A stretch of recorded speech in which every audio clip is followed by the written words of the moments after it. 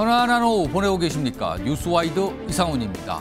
한동훈 전 비대위원장이 지난 주말 정부 정책을 정면으로 비판하는 글을 올렸습니다. 한 달 만에 침묵을 깬 건데요. 그가 비윤의 길을 선택한 것이란 해석이 뒤따릅니다. 또 향후 북 콘서트를 할 수 있다는 얘기도 나옵니다. 자, 그리고요, 추미애 국회의장 후보 탈락의 후폭풍이 민주당을 강타하고 있습니다. 당원들의 탈당이 이어지고 있고 당 지지율도 6%포인트가량 떨어진 조사도 나왔습니다. 당 지도부에서는 큰일이 벌어졌다, 이런 말까지 나왔습니다. 자, 이런 이슈들과 함께 저는 1분 뒤에 돌아오겠습니다.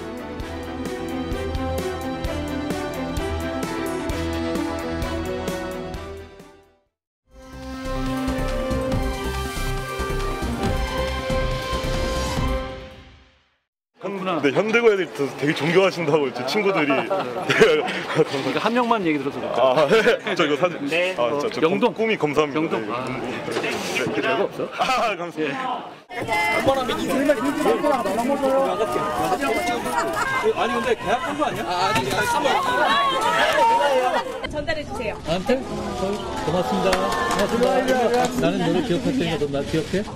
고마워. 네. 꿈이 대통령이래요. 나는 대통령의 꿈이 아니니까 네가 해라. 자, 총선과 관련된 활동을 한참 하던 올 초 모습이었는데요. 당시에 학생들과 만나던 모습이 있죠. 자, 이 영상을 뉴스와이드가 시작하면서 전해드린 이유가 있습니다. 최근에요, 한동훈 전 위원장에게 편지를 쓴 중3 학생이 있었는데요. 어떻게 보면 정치권에서 좀 주목을 받고 있죠. 화면으로 좀 정리해 보겠습니다. 팬카페 위두훈이죠. 여기에는 뭐 자유롭게 글을 올릴 수가 있는데 본인을 중3 그러면서 이름까지 밝혔어요. 그러면서 한동훈 삼촌께요. 한동훈 삼촌. 나이로 보면 삼촌뻘쯤 되겠죠. 그러니까 이렇게 올립니다. 아, 동훈 삼촌? 또 혼자 힘들어 하신 거 아니죠? 밥은 잘 챙겨 드셨나요? 이 정도면 뭐 대단한 지지자로 보이는 내용이에요. 일단 내용상으로는요. 그러면서 이렇게 돼요. 삼촌이 행복한 하루를 보냈으면요. 삼촌이 힘들면 저도 힘든 것 같아요. 그리고 저에게 모두 소중한 존재이고 저의 생명의 은인과 같은 존재. 생명의 은인까지 간 걸로 봐서는 이게 뭐 무슨 일이 있었는지 어떤지는 모르겠습니다만 아무튼 대단한 내용의 어떻게 보면 뭐 이런 편지를 보낸 거죠. 공개된 편지입니다. 김철원 경일대 특임 교수 나와 계신데요. 아니, 정치인 중에 이처럼 중3 학생, 청소년이잖아요. 이런 편지를 받아본 분이 있으셨나요?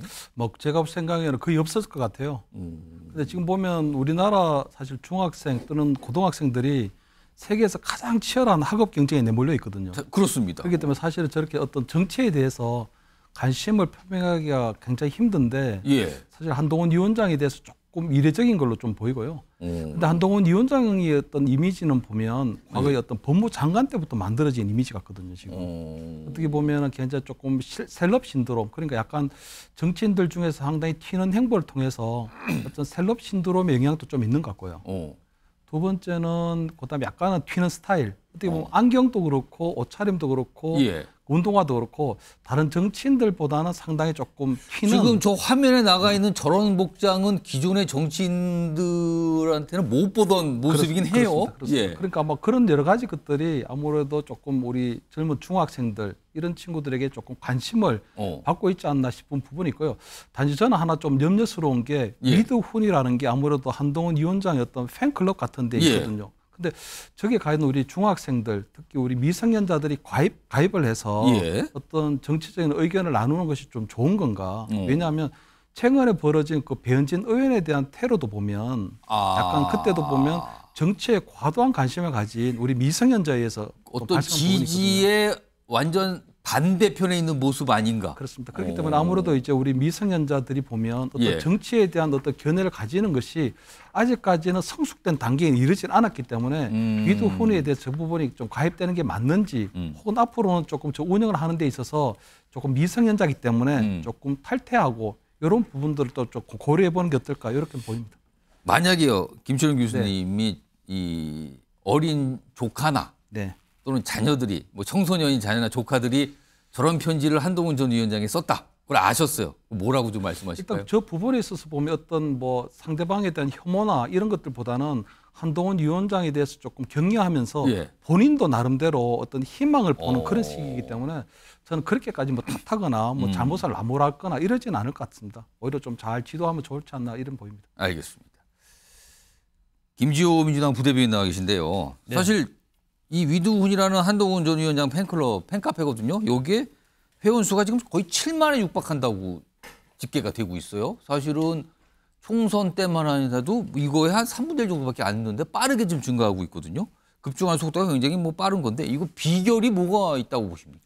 사실은 한동훈 위원장이 예. 지난 2년 동안 법무부 장관으로 재임하면서 예. 매일 도어 스태핑하면서 기자들과 언론 소통을 했고요. 그리고 국회 올 때마다 정말 국회 민주당 의원들과 전쟁을 벌이듯한 그런 언쟁을 벌이면서 언론 노출이 거의 뭐 매일 진짜 뉴스에 도배가 되듯이 이슈가 되고 또 총선 때는 굉장히 선거운동을 원톱으로 활동하면서 매일 언론에 노출됐는데 예. 총선에 대패하면서 이 어떤 모습을 감추니까 사람이 심리가 그렇습니다. 매일 뭐 밉상이라도 매일 보던 사람이 없어지니까 궁금하거든요.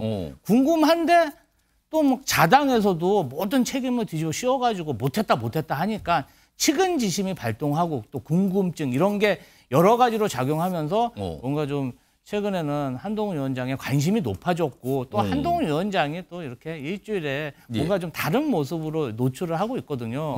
적절히 잘 관리를 하면서 뭔가 좀 지지세가 모아지고 있다. 이렇게 분석하고 있습니다. 총선에서 패배한 정치인들이 꽤 많은데 어떤 정치인은 뭐 아무리 활동을 해도 아무도 주목을 안 하는 것 같은데 별다른 활동이 사실 솔직히 없습니다. 그런데도 계속 주목을 받고 있고 중3 학생으로부터 편지까지 받고 있는 이 현상은 글쎄요. 정치인으로서 약간 부러우십니까? 아니면 이건 특이하다 이렇게 판단하십니까? 한동훈 위원장이 예. 뭐 많은 실수가 있고 시행착오가 있었지만 예. 열심히 한 열정에 대해서는 일부 지지층이 공감을 하고 있다는 것이죠. 예, 이 부분은 뭐 저도 인정을 할 수뿐이 없고요. 예. 이제 또 당대표가 되면 또 어려움이 있으시겠지만 그렇겠죠. 그래도 여태까지 열심히 한 것에 대해서 일부 유권자들이 평가하는 부분은 저 역시도 긍정적으로 평가합니다. 그러니까 열심히 했다는 부분, 그리고 야당과의 충돌, 그리고 최근에 당내에서의 약간 견제 이런 거에 대해서 약간 동정 뭐 이런 것까지 반영된 모습이 최근에 팬카페 회원 증가 이런 걸로 나타난 거 아니냐 이런 분석들인 건데요. 지금 이 중3 학생의 내용을 보면은 뭐 삼촌이라는 친근감과 함께 뭐 극찬 같은 거의 극찬 수준의 내용이 들어가 있잖아요. 그런데 반면에 이분은 뭐 시종일관 극찬이 아니라 아마 어떻게 보면 약간 혐오도 있는 것 같기도 하고요. 내용이 있는데요. 화면 좀 보겠습니다. 일단 홍준표 대구시장인데요. 이 빨간 이 밑에 빨간 표시가 돼 있잖아요. 일단 이 글은 삭제가 됐어요. 그러니까 홍준표 시장께서 가끔 보면은 글을 올렸다 삭제하는 경우가 종종 있는데 이번 글도 올렸다가 삭제했어요. 내용이 이렇습니다. 두 초짜가 짜고 총선을 말아먹었다. 여기서 두 명이 등장하잖아요. 한 명은 한동훈 전 위원장이고 한 명은 정영학 공천관리위원장. 최근에 정영학 위원장이 한동훈 전 위원장의 총선 때 역할에 대해서 약간 긍정적인 평가를 내놨는데 그걸 겨냥을 한 것 같죠. 두 초짜가 말아먹었다. 그리고 이제 와서 뻔뻔하게 하는 말들에 분노한다. 그러면서요. 요 부분입니다. 요 부분. 뻔뻔한 얼굴들 정치판에서 영원히 사라졌으면 본인의 어떤 소망을 얘기한 것 같기도 하고요. 그러면서 이 얘기를 해요. 조국이 주장하는 특검 받을 준비나 하시고 조국 대표 특검 한동훈 전 위원장 이른바 한동훈 특검 말이죠. 그 얘기를 한 건데 이거 준비나 하라고 했어요. 엄청난 비판입니다. 이런 얘기를 나누는데요. 최근에 홍준표 시장이 직접 한동훈 전 위원장 관련해서 한 얘기가 있는데요. 요거 한 열흘 정도 전에 있었던 발언인데 들어보겠습니다. 다음 지도부는 2년 후에 지방선거를 해야 돼요. 예. 그럼 총선 말아먹은 사람이 또 지방선거도 말아먹으라고? 상식적으로 그게 가능한 이야기를 좀 하시라고. 예. 그거 찍어주는 사람은 진짜 우리 당에서 찍어주면 우리 당은 해체해야 돼. 더 이상 뭐 당의 존속할 의미가 없어요. 정기남 조선대 개원 교수 나와 계신데요. 아니 홍준표 시장이 이제 특검이나 뭐 준비하라 뭐 이런 취지의 글을 썼는데 또 금방 지웠어요. 일단 특검까지 언급한 부분. 그럼 왜 지웠을까요, 이거? 우선 좀 너무 즉흥적이지 않아요? 그러니까 야당, 조국 혁신당이 주장하는 특검을 하나의 계기로 한동훈 장관을 전 비대위원장을 비판하기 위해서 끄집어낸 것은 여당 내에서도 공감대를 얻기 어렵죠. 실제 특검 얘기만 하면 자다가도 벌떡 일어선 사람이 누구겠어요? 윤석열 대통령 아니겠어요? 김건희 여사 특검, 최상병 특검. 그런데 갑자기 특검 얘기를 한다? 한동훈 특검 얘기를 한동훈 특검 얘기를 한단 말이에요. 이건 뭐 화들짝 놀랐을 겁니다. 그리고 또 약간 홍준표 시장의 그 조급함 뭐 이런 것들이 빚어진 하나의 해프닝으로 보여집니다. 그래서 본인 생각해 보니까 아 이건 아니다 싶다. 너무 나갔죠. 그러니까 지금 앞서 그 중3 위드 훈이의 팬카페에 중3 학생이 한동훈 위원장에 대한 어떤 사연을 올렸는데 저는 뭐 지금 요즘 홍준표 시장이 하는 행동을 보면요.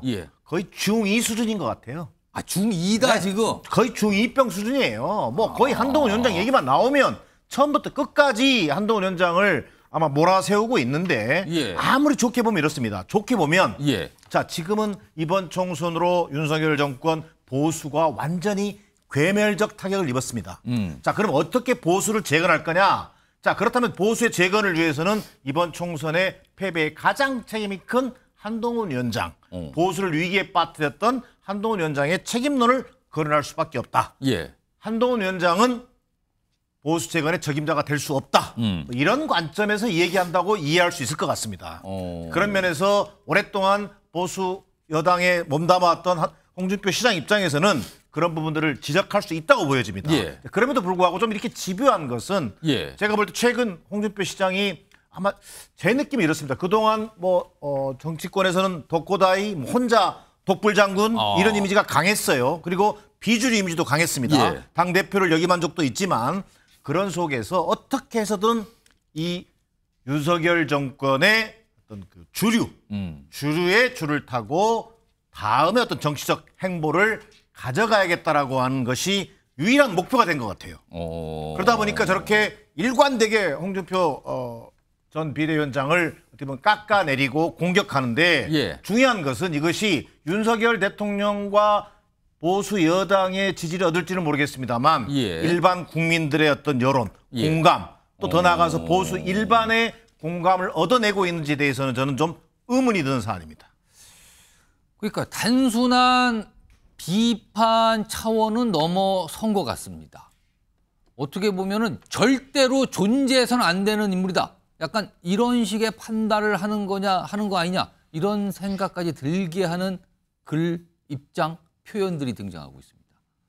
조국 대표가 주장했던 한동훈 특검까지 거론을 했어요. 그리고는 또 삭제를 한 상황입니다. 이런 상황에서요. 사실 국민의힘 내부에서도 홍준표 대구시장을 바라보는 시각이 갈리죠. 그리고 그중에서는 약간 비판적으로 보는 시각들이 꽤 있는데요. 그 목소리 좀 확인해 보겠습니다. 홍 시장의 행보는 어떻게 보면 앞으로 있을 대선 경쟁에서 유력한 경쟁자가 될 수 있는 한동훈 비대위원장을 미리 조기에 좀 꺾으려고 하는 것 아닌가, 꺾어놓으려고 하는 것 아닌가. 정치인 홍준표의 효용이나 씀씀이 이것이 거의 이제는 고갈돼 가고 있는 거 아닌가, 바닥이 드러나고 있는 거 하는 그런 느낌을. 정옥진 변호사. 정치인 홍준표의 쓰임새가 고갈된 것 같다.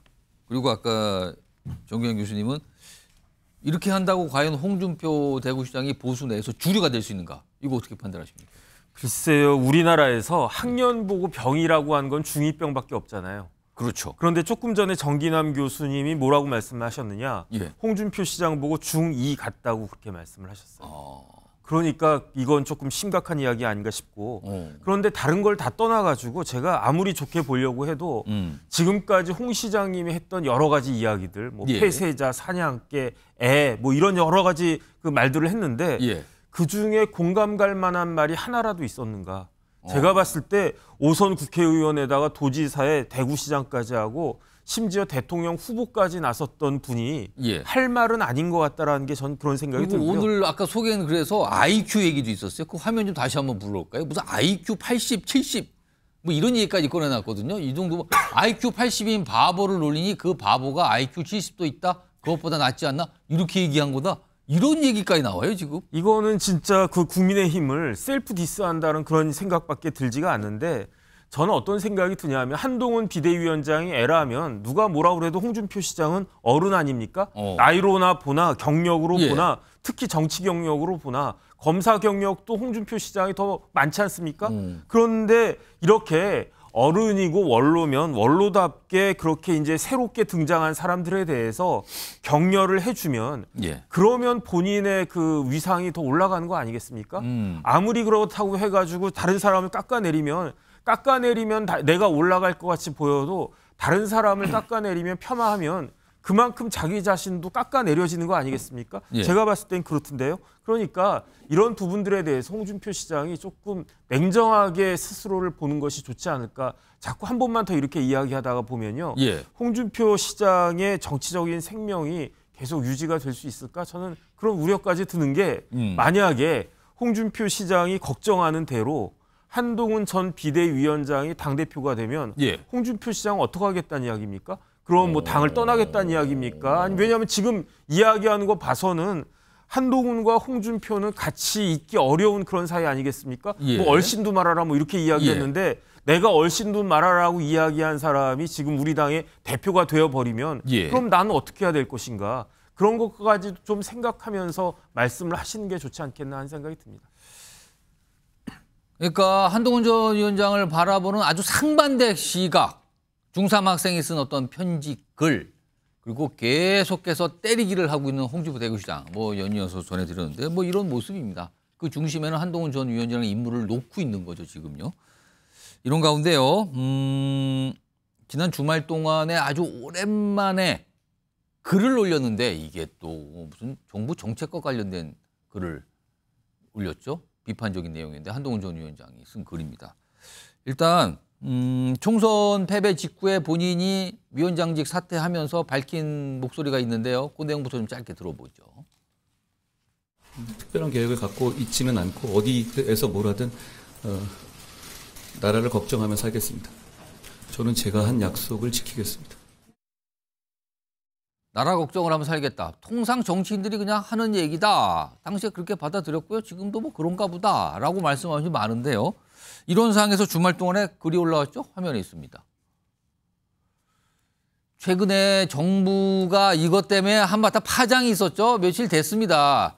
지금 중국에 있는 한 온라인 쇼핑몰 굉장히 규모가 큰 거 있는데 그게 굉장히 가격이 싸거든요. 그래서 우리나라 분들이 많이 이용하고 있는데 약간의 뭐 안전에 대한 문제, 뭐 검증에 대한 문제 이런 게 좀 논란이 됐었어요. 그래서 정부가 내놓은 대책이 이거 우리나라 KC 인증이라고 이 안전 인증이 있거든요. 이거 통과 안 되면은 이거 다 한국에 못 들어오겠다. 약간 이런 취지의 설명을 내는데 이게 큰 논란이 됐거든요. 그래서 그거 관련해서 아니 개인들의 해외 직구 시 KC 인증 의무화 규제 이거 소비자의 선택권 지나치게 제한함으로 재고돼야 됩니다.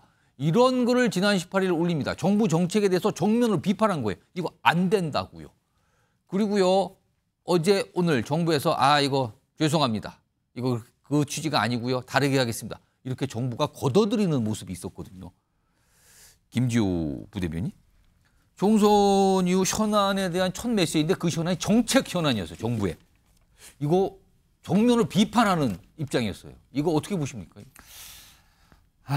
나름 이제 윤석열 정부를 어떤 정치 행보, 김건희 여사 관련된 건으로 비판하기는 좀 본인도 면고하니까 민생 관련된 건으로 차별화를 시도하는 게 아닌가 저는 이렇게 보고 있고요.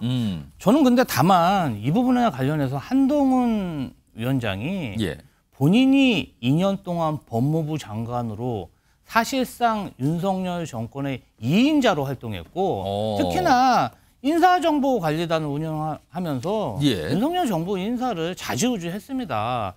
그 결과가 만 5세 취하가동 문제, 69시간 근무제, 연구개발 예산 포기, 수능 킬러 문항 폐지, 뭐 이것뿐 아니라 부산 엑스포 유치 관련해서 본인이 몰타 출장까지 다녀오지 않았습니까? 여기에 뭐 잼버리까지 총체적으로 이러한 무능한 행정이 계속됐는데 아니, 본인이 책임이 마치 없는 것처럼 싹 비판만 하니까 이 부분 굉장히 아쉽고요. 그러면 이 법무장관 재직감사의 국무위원이니까 정부의 어떤 정책에 관여한 거 아니냐 그 말씀인가요 지금요?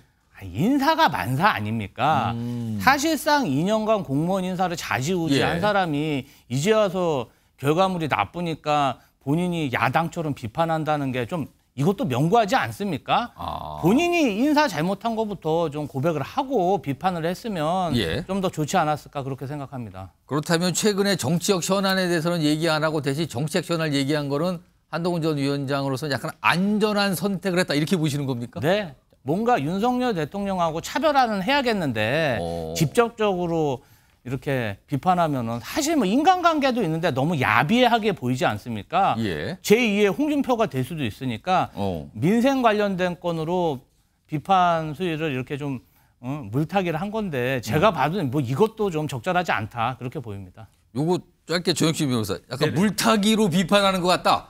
그러니까 직접적으로 뭔가 정치 현안 갖고 이 반기를 들거나 비판하기 뭐하니까 정책을 가지고 약간 반대쪽에 쓴 거 아니냐 이런 분석이신데? 글쎄요. 그것까지는 모르겠는데 법적으로 보면은 정부가 조금 무리한 거예요. 왜냐하면 케이스 인증하자 그런 거 아니겠습니까? 이게 코리아 서티피케이션이라는 이야기인데 법적 근거가 없어요. 왜냐하면 케이스 인증을 받아야 되는 거는 전기용품 및 생활용품 안전관리에 관한 법률이 있거든요. 그 법에 따르면은 이렇게 케이스 인증을 받아야 되는 사람은 누구냐? 제조업자나 수입업자거든요. 그러니까 우리 같은 개인이 해외로부터 직구할 때 그때도 케이스 인증 받은 걸 갖다가 사라 이렇게 요구할 아무런 법적인 근거가 없다고요. 그다음에 더 중요한 건 뭐냐면은 만약에 이렇게 케이스 인증을 개개인한테까지 요구한다 보면은 현실적으로는 해외에서 직구하는 것이 불가능해집니다. 그런데 지금 뭐 알리테무 이런 이야기 계속 나오긴 하지만 그래도 해외에서 직구하는 것이 싸고 그다음에 없는 물건 살 수 있고 그러니까 젊은이들이 이런 거 재밌다, 유익하다 해가지고 지금 늘어나고 있는 거 아니겠습니까? 그거를 정부가 아무 생각 없이 딱 막는다라고 하는 거니까 만약에 이 케이스 인증을 끝까지 계속 정부에서 고집한다라고 하면 그러면 가뜩이나 높지 않은 정부와 대통령에 대한 지지율이 훨씬 더 떨어질 수밖에 없기 때문에 이런 부분들을 한동훈 비대위원장을 비롯해서 여권에서 지적한 것은 어쩔 수 없는 당연한 선택이다. 저는 그렇게 생각이 듭니다. 사실 이 사안 관련해서는 정부 그러니까 여당 내에서도요. 아니 이런 거 좀 논의하고 좀 하시죠. 어떻게 보면 약간 경고성 발언까지 정부를 향해 좀 나오기도 했습니다. 일단 요 내용도 내용이지만 이런 정책 관련된 반대 입장을 정면으로 제시했다. 이게 좀 주목을 받았거든요. 이런 상황에서요. 자, 지금 얘기를 쭉 한동훈 전 위원장 관리하고 있는데 사실은 이 여당 내에서 나오는 얘기는 언제 열릴지 모르겠지만 전당대회 출마해야 됩니다라는 의견이 지금 모락 나오고 있는 상황이거든요. 그 목소리 좀 들어보겠습니다. 한동훈 위원장의 출마 가능성을 저는 처음에는 10% 안 된다. 한 5% 될까라고 생각이 됐는데 하루하루 출마 가능성이 높아지잖아요. 그러니까 한동훈 위원장을 다시 불러내는 국민과 당원의 요청들도 많은 상황이고 그렇기 때문에 거의 49% 이제는 1%만 넘어가면 출마하실 것 같아요.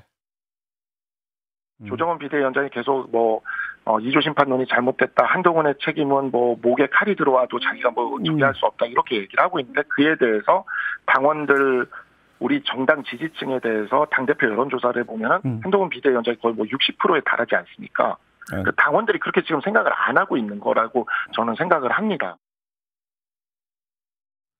자, 뭔가 글쎄요. 한동훈 전 위원장하고 좀 가깝다고 알려진 정치인들 그리고 이른바 젊은 정치인들, 청년 정치인들, 소장파 정치인들을 중심으로 이쯤 되면은 한동훈 전 위원장 전당대회 안 나올 수 없는 거 아닙니까? 약간 이런 분위기를 얘기하고 있거든요. 이런 상황에서요. 다음 좀 보겠습니다. 뭔가 지금 얘기들이 나오는데 이게 계획인가요? 물론 확정된 건 아닌 걸로 알려지고 있습니다만 주변에서 지금 이런 얘기가 나와요. 일단 유튜브 채널을 개설한다. 정치인들이 유튜브 채널 개설 대부분 많이 하시죠. 그리고 본인이 등장해서 얘기도 하고 어떤 모습을 보여주고 이거를 지금 한동훈 전 위원장도 하려는 거 아니냐. 얘기가 나와요. 검토 중이라는 얘기까지 나오고요. 그리고 지방을 다니면서 북 콘서트를 한다. 북 콘서트를 하려면 책이 있어야 되는데 그럼 책을 쓴다는 얘기일까요? 그렇잖아요. 전제 조건이 책인데 북 콘서트 얘기. 그리고 본인이 법무장관 출신, 검사 출신, 그리고 변호사잖아요. 법률봉사 활동을 할 수도 있다. 이런 얘기들이 거론되고 있어요.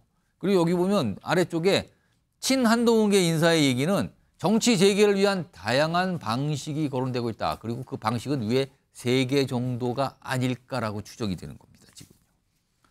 정기란 교수님. 유튜브 개설, 특히 북콘서트 이런 거는 기존에 정치인들이 많이 하던 활동 아닙니까? 요런 행보, 아직 확정된 건 아닙니다만 이런 가능성이 구체적으로 주변 인사를 통해서 나오고 있는데 요거 어떻게 좀 평가하실까요? 뭐 그만큼 한동훈 전 위원장이나 또 한동훈 전 위원장을 둘러싸고 있는 측근 그룹에서는 일단 한동훈 위원장이 이번 총선 패배 책임론에 갇혀서는 안 된다. 어떻게든지 정치 활동 재개의 어떤 모멘텀을 만들어내야 한다. 뭐 저는 그런 쪽으로 관심이 모아지고 있다. 그 속에서 구체적인 정치 활동의 하나의 계기로서 방금 얘기됐던 뭐 북 콘서트라든지 유튜브 개설이라든지 다양한 어떤 정치 현안에 대한 또 자기 목소리를 내는 것 이런 것들이 검토되고 있고 실제 또 실행되고 있는 것으로 보여집니다. 실제 엊그제 보여줬던 이 KC 직구 문제와 관련해서 정부의 어떤 과도한 규제에 대해서 지적했던 메시지는 제가 볼 땐 대단히 영리한 방식으로 개입한 거다. 타이밍이 우선 절묘했다. 두 번째, 그 메시지 자체가 젊은 층에게 상당히 소구력 있는 메시지였다. 그렇죠. 관심이 있어요. 그렇습니다. 그렇게 보면 대단히 영리한 방식으로 지금 정치 활동의 어떤 그 계기를 만들어가고 있다. 저는 제가 볼 때 아마도 지금 이런 주변에서의 어떤 의견들이 종합되면서 아마 출마 선언 직전까지 구체적인 출마의 로드맵은 아직 만들어지지 않았지만 출마 선언 직전까지 이런 행보들을 쭉 끌어올릴 가능성이 높아 보입니다. 그것은 다시 앞으로 돌아가면 정치 활동의 계기가 마땅치 않다. 그럼 이번 전대를 놓쳐서는 안 된다라고 하는 어떤 생각이 하나 깔려 있는 것이고요. 두 번째는 자칫하다가는 총선 패배론 속에 한동훈 전 위원장의 어떤 브랜드 가치가 묻혀버릴 수 있다. 뭐 이런 것들에 대한 고민 속에서 지금의 행보들이 기획되고 또 표출되고 있는 것으로 보여집니다. 지금 유튜브 채널 개설이라든가 북 콘서트, 그다음에 뭐 법률봉사 공통점을 찾아보면요, 국민들 또는 다른 표현은 유권자들과의 만나는 기회, 접점을 늘린다. 이게 공통점일 수 있어요. 뭔가 많은 사람들을 만나고 접하고 얘기를 할 기회를 갖겠다. 이런 거잖아요, 지금요. 그래서 지금 아까 친한동훈계 인사 얘기는요, 지금 다양한 방식을 좀 생각하고 있다라는 건데요. 이런 가운데요, 여당 내 반대쪽 인사들도 있죠. 화면 보겠습니다. 친윤계입니다. 언제부터 또 친한계, 친윤계 이렇게 나왔는데요. 친윤계 의원 A씨, 언론에 이런 얘기했습니다. 이 A씨가 도대체 누군지는 모르겠습니다만 지금 뭐 패널분들 머릿속에는 뭐 여러 명이 떠오를 것 같기도 한데 일단 이 A씨라는 사람의 얘기입니다. 한동훈과는 도저히 같이 갈 수 없다. 요 내용만 보면 홍준표 대구시장의 발언 수준과 거의 같거든요, 지금. 그리고 한동훈이 만약에 당대표가 된다면 윤석열 대통령도 국민의힘 탈당 고려할 것이다. 이건 약간 차원이 다른 얘기인데 이렇게 되면은 이거는요. 김철현 교수님. 네. 만약에 한동훈 전 위원장이 당대표가 된다면 윤석열 대통령이 여당 탈당도 고려할 것이다. 이런 얘기 들어보셨어요? 일단 들어는 봤는데. 들어보셨어요? 그런 얘기가 있었죠. 근데 보니까 그거는 이제 한동훈 위원장의 어떤 당대표 출마를 막기 위해 그냥 사실상 뭐 그 이전 찌라시 수준의 이야기라고 보거든요. 근데 지금 그런 얘기를 언론에 익명이지만 전달을 했거든요, 지금. 제가 볼 때 그 뭐 친윤계 의원일지는 모르지만 윤핵관 의원은 아니라고 보이고요. 제가 볼 땐 저게 지금 보면 어쨌든 그 한동훈 위원장이 막아보려고 하는 부분이 있는데 사실 지금 여의도권에서 보면은 굉장히 좀 과잉 생산되고 또 왜곡 생산되는 이야기들이 많이 있습니다. 여기 보면 채모 상병 특검과 관련해서도 자꾸 여의도권에서 나오는 찌라시 수준의 이야기들이 뭐 VIP 경로설 이런 얘기들을 하고 있는 부분이 있거든요. 그래서 저는 저런 부분들은 약간 찌라시 수준의 과잉 생산되는 부분이 있다고 보이고 단지 최근에 지금 한동훈 위원장을 바라보는 어떤 뭐 대통령실의 입장이나 이런 부분들은 대통령이 분명히 밝혔거든요. 기자 뭐 취임 2주년 기자회견에서 한동훈의 어떤 정치인의 길을 제대로 잘 걸어갈 것이다. 네. 이런 덕담을 했기 때문에 예. 그 부분 안에 저는 굉장히 많은 정치적 함의가 담겨져 있다고 보이거든요. 그럼 아까 말한 무슨 탈당 얘기는 실제로 윤석열 대통령의 생각과는 전혀 다른데 흘러나온 얘기라고 보시는 겁니까? 지금 저는 저 부분은 보니까 굉장히 좀 오래된 올드 버전을 얘기하고 계신 것 같거든요. 그럼 새로운 버전은 뭡니까? 최근의 버전은 보면 지금 어쨌든 간에 지금 당대표에 나오시는 분들이 비윤계들밖에 없어요. 왜냐하면 나경원 당선인 뭐 유승민 전 의원, 안철수 의원 또는 뭐 경남에 저번에 출마한 김태호 의원 이렇게 나름대로 어떻게 보면 친윤계를 대표할 수 있는 당권 주자가 나오고 있는 게 아니라 어차피 비윤계에서 나오고 있기 때문에 그렇다면 어차피 비윤계 또는 어떤 수도권 중심의 어떤 당대표는 나올 수밖에 없다. 예. 그럼 한동훈 위원장도 결국은 당대표를 출마하든 말든 그것은 본인이 선택한 문제다. 이런 부분들이 최근에 보면 이철규 의원도 어떤 언론 인터뷰에서 어차피 본인은 어떤 총선 패배에 대한 책임을 지고 원내대표에 출마하지 않았지만 한동훈 위원장은 출마하든 말든 본인이 선택한 문제라고 하는 부분들이 최근의 버전이거든요. 그렇기 때문에 저는 한동훈 위원장이 과연 어떤 선택을 할지는 모르지만 단지 이제 친윤계에서 볼 때는 한동훈 위원장이 원톱으로 출마해서 원톱으로 당대표를 하는 부분들은 견제할 거라고 보이거든요. 그렇다면 지금 공천 룰이 당신 100%에서 민심을 어느 정도 수용할 것이냐 하는 것이 첫 번째 과제고요. 두 번째는 현재 당대표 최고위원을 분리해서 뽑는 어떤 당대표가 모든 권한을 지는 단일 지도 체제에서 최고위원들을 뽑아서 그중에 1등이 당대표가 되고 나머지 최고위원들하고 함께 합의제로 당을 운영하는 집단 지도 체제로 운영하고는 그런 공천룰을 아마 변경을 이제 시도할 것이다 이렇게 보이죠. 자, 최근에 당 상황, 그러니까 한동훈 전 위원장이 당대표에 도전을 할 것이냐 말 것이냐 또는 해야 되느냐 해서는 안 되냐 이런 상황을 놓고요. 홍준표 대구시장이 한쪽 끝에 있다면 비슷한 얘기를 하시는 분이 뭐랄까요. 윤석열 대통령을 약간 두둔하면서도 한동훈 전 위원장을 약간 비판하는 듯한 모습이 오세훈 시장이 또 있고요. 뭐 등등등. 그리고 반대편에는 이른바 팬카페 회원들이 있고 청년 정치인들이 있고 약간 이렇게 뭔가 스펙트럼처럼 나열이 되는 것 같습니다. 오늘 그 상황 좀 짚어드렸고요. 다음 주제 좀 넘어가 보겠는데요. 특검 얘기가 여러 번 나옵니다. 보시죠. 특검엔 특검으로 맞불을 놓는 건가? 각각의 특검의 대상은 다른 거겠죠? 요 얘기입니다. 우선 민주당에서 계속 얘기를 하고 있죠. 요즘에 김건희 여사 특검 이건데요. 어제죠. 어제 김건희 여사의 공식적인 외부 행사 모습이 있었습니다. 거기 참석을 한 건데요. 여기서 얘기들 좀 많이 나왔죠. 확인해 보겠습니다.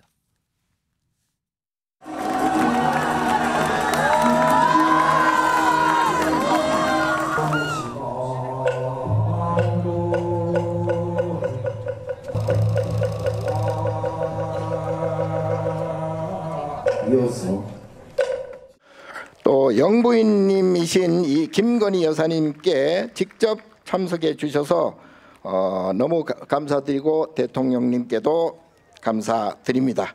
여사님의 문화적 안목과 해안으로 보스턴 박물관 측과의 협상과 또 이혼 승인 합의를 이끌어내는 데 있어서 결정적인 역할을 해 주셨습니다. 자, 어제 있었던 사리 반환 이거와 관련된 행사죠.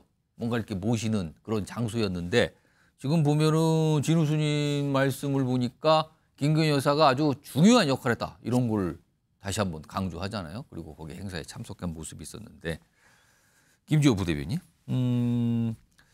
김건희 여사가 이제 어제 대중들 앞에 모습을 나타낸 건데 공개석상에 저렇게 모습을 보인 거는 지난해 12월 이후 거의 한 170일 정도 만이거든요. 170일, 정확하게는 169일 만인데 지금 이렇게 공개 행보를 하고 있는 이유, 시작한 이유 어디 있다고 보십니까? 170일 정도 운동 생활을 하다 보니까 뭔가 정말 캥기는 게 있는 게 아닌가. 뭐 그런 의혹이 많이 제기가 되고 그다음에 검찰, 야당, 그다음에 국민의힘에서조차도 이거 수사를 해야겠다. 빨리 특검을 해야겠다. 의혹을 빨리 밝히자. 이런 얘기가 나오다 보니까 뭐 야당은 어쩔 수 없어도 예. 여권에서도 그런 의혹이 계속 커진단 말이죠. 그러다 보니까 이거를 좀 어떻게 여권이라도 내가 죄가 없다, 떳떳하다 이런 의미에서 좀 당당하다 이렇게 해서 공개 행보를 하고 있는 것으로 보이고요. 예. 사실은 일반적인 정치 상식으로는 좀 예. 설명하기가 어렵습니다. 왜냐하면 오. 검찰에서 5월 초에 뭐 수사 의지를 천명했는데 바로 그냥 검찰 인사를 단행하고 예. 그 검찰 인사 단행하자마자 또 갑자기 그냥 기다렸다는 듯이 공개 행보를 하니까 예. 지금 민주당에서는 그 부분을 연관지도 뭔가 의심을 하고 있죠. 국민들 입장에서는 좀 뻔뻔하다. 뭐 의혹이 해소된 것도 아닌데 뻔뻔한 게 아니냐. 좀 이런 부분이 비상식적으로 보이고요. 사실은 이러한 뭐 은둔을 하든지 공개 행보를 하는 게 중요한 게 아니고 검찰 수사를 떳떳이 받고 특검을 죄가 없는데 왜 특검을 거부합니까? 뭐 수사 얘기, 특검 얘기 나오면 괜히 그냥 비상식적인 검찰 인사가 단행이 되고 특검에 대해서 그냥 알레르기 반응을 보이니까 계속 문제가 되는 것이거든요. 그리고 은둔했다, 공개했다. 일관성이 없어요. 국민들은 일관성 없는 어떤 정치인의 행동을 볼 때 굉장히 불안정하게 느낍니다. 이것 자체가 사실 어떻게 보면 그 능력이 없다, 무능력한 거일 수도 있거든요. 그래서 좀 김건희 여사 관련된 수사 의혹은 사실 일반적인 상식으로는 이해하기가 좀 어렵습니다. 지금 어제 그런 모습이 있는데 그 모습과 함께 정치권에서 언급되는 거는 지금 수사가 진행 중이다. 그리고요, 오늘 명품백 논란 이와 관련해서 이제 고발을 한 인물이 있거든요. 이 인물에 대한 조사가 오늘 있어서 이제 출석하는 모습이 있었는데요. 확인해 보겠습니다. 오늘은 청탁이 분명하다는 청탁 내용 한 가지 카톡 메신저를 공개하고 영상 원본이 3개예요. 하나는 듀얼백 줄 때 한 30분 정도 찍은 거. 우리가 그 영상을 조작해서 보도하지 않았을까. 이런 확인차에 제출을 하라는 거로 보고 저희는 제출할 겁니다. 우리가 제출 못할 이유도 없고. 자, 이제 검찰 수사는 뭐 저렇게 진행 중인 겁니다, 지금요. 뭐 피고발인, 고발인, 참고인 뭐 조사가 쭉 이루어지고 있거든요. 김철영 교수님. 지금 민주당은 사실은 김건희 여사 특검법 이거 벼르고 있는 상황이고요. 그리고 저렇게 검찰 수사도 진행 중인 상황이고요. 이런 상황에서 김건희 여사의 공개 활동이 이제 시작된 것 같단 말이에요. 이거 향후에 여론에 좀 어떻게 영향을 줄까요? 그래서 오늘 볼 때는 굉장히 조금 제한된 행보로 보이거든요. 어떤 앞으로 공개 행보를 어떤 전면적으로 확대한다기보다는 얼마 전에도 보면 한 캄보디아 어떻게 캄보디아에서 대통령이 내려가 왔을 때 캄보디아 총리 총리 왔을 때 어떤 부부 오찬 정도 그 행사에 참여했죠. 그렇습니다. 그리고 이번 문화재 같은 경우에는 조금 다른 게 우리가 구한 말에서부터 우리 일제 강점기 때 굉장히 우리 국보급의 우리 문화재들이 해외로 굉장히 많이 밀반출이 됐거든요. 그래서 우리가 아마 국가에서도 굉장히 정부에서 굉장히 외교적 노력을 해왔는데도 불구하고 그런 것들이 잘 이루어지지 않았습니다. 그렇습니다. 근데 이제 93년도에 보스턴 미술관에 넘어가 있는 어쨌든 뭐 이 고려 시대의 어떤 사리 2점하고 불상 3점이 거의 국보급인데 그런 것들이 그동안 반환 요청을 했는데도 불구하고 안 된 부분이 작년에 미국 가셨을 때 그런 부분들에 대한 물꼬가 터져서 반환이 되게 된 거거든요. 그래서 아무래도 불교계에서 볼 때는 정말 오래된 어떤 수건이 그게 해결됐다는 때문에 거죠? 아마 그 물꼬를 터준 아마 김건희 여사님을 아마 초청을 해서 아마 그 행사를 한 것 이거는 같고요. 어떤 공개 행사 참석의 명분이 뚜렷하다. 그렇습니다. 그러니까 나름대로 굉장히 조금 조용한 행보와 그리고 계속적으로 좀 제한된 행보를 할 뿐이다. 단지 저는 좀 저 점에서 조금 좀 이 관전해야 될 포인트가 지난주에 그 우리 부처님 오신 날 대통령께서 우리 조계사 가서 다 방문하셨거든요. 그렇습니다. 오늘 저 사리 반환 행사 같은 경우에는 김건희 여사님만 가셔도 되는데 대통령께서도 제가 볼 때는 같이 동행. 아마 제가 볼 때는 아무래도 여사님이 혼자 갔을 때의 어떤 그 행보에 대한 여러 가지 논란에 대한 나름대로 좀 배려가 있었던 게 아닐까 이렇게는 좀 보이는 부분이 있거든요. 그래서 저는 저 부분을 너무 민주당에서 얘기하는 것처럼 과도하게 해석할 필요는 없고 어쨌든 지금 뭐 이 검찰총장이 지시해서 전담 수사팀에서 지금 수사가 계속 진행되고 있기 때문에 그 수사는 수사대로 그리고 김건희 여사도 거기에 맞게 아마 수사에 협조할 것이다 이렇게는 보입니다. 지금 이런 상황입니다. 뭐 진행 중이니까 수사가요. 이것도 기다려봐야 되는 문제인데 이런 상황에서 김건희 여사 관련된 검찰 뭐 수사 진행 중에 특검법 얘기가 나오니까 사실은 얼마 전에 국민의힘에서는 아니 그러면은 특검법 문재인 전 대통령의 부인 김정숙 여사 관련된 과거에 뭐 있었잖아요. 그것도 특검법 해야 되는 거 아닙니까? 얘기가 잠깐 나왔었어요. 그런데 최근에 문재인 전 대통령의 회고록 내용이 공개되면서 이게 다시 불을 붙은 것 같아요. 일단 뭐냐면요. 한참 됐습니다. 2018년 11월 상황인데요. 김정숙 여사의 인도 방문. 당시에도 논란이 됐었는데 그 모습 확인해 보겠습니다. That time we really wanted somebody higher to participate in the votes in Ayodhya. But that time I could not imagine that you will be so gracious that you will personally be present. 장관님께서도 저한테 같이 대통령궁에서 밥 먹으면서 그렇게 말씀하시지 않으셨습니까? 제가 왔으면 또 좋겠다고요. 자, 당시에 이제 인도 방문에서 저런 모습인데요. 이른바 뭐 타지마할 방문 등등등 막 이게 논란이 됐던 그때 당시였는데요. 화면 보겠습니다. 최근에 문재인 대통령 회고록에 이 대목이 나오는데 이렇게 썼어요. 인도 정부로부터 초청이 왔는데 고사했더니, 그러니까 본인한테 초청이 왔는데 고사했더니 아내를 대신 보내달라 이렇게 초청을 했다. 요 대목이 중요합니다. 여기서는 문재인 전 대통령은 본인한테 초청이 왔는데 거절했어. 상황이 뭐해서 거절했더니 아내를 김정숙 여사를 보내달라고 초청했다는 거예요. 인도에서. 다음 보겠습니다.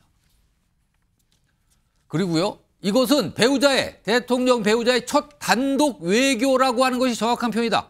약간 어떤 성과라고 약간 표현을 한 것 같죠? 배우자의 첫 단독 외교다. 왜냐하면 김정숙 여사 혼자 갔거든요. 그리고 당시에 아내가 나라 돈으로 관광 여행한 것처럼 외역한 사람도 있는데 그래서 내가 이걸 상세하게 얘기하는 겁니다. 이렇게 설명을 합니다. 책에서. 그런데요. 다음 보죠. 당시 사항을 좀 정리해봤습니다. 그게 2018년 11월인데 인도 3박 4일 일정 방문이에요. 그리고 뭐 인도에 어떤 행사가 있었어요. 거기에 이제 초청을 받아서 갔다. 그 행사를 치르고 나서 타지마을 갔다 오고 이게 논란이 됐었는데 일단 대통령 전용기인 공군 2호기를 이용했죠. 그 수행단이 한 40명쯤 됐고요. 인도 타지마을을 방문했는데요. 공식 일정표에는 적혀 있지 않은 곳이었습니다. 이게 논란됐죠. 그리고 당시에 비용을 따져보니까 뭐 전용기 비용 2억 5천만 원 등등 해서 한 4억 가까이 예산이 소요됐다. 그리고요. 요 대목입니다.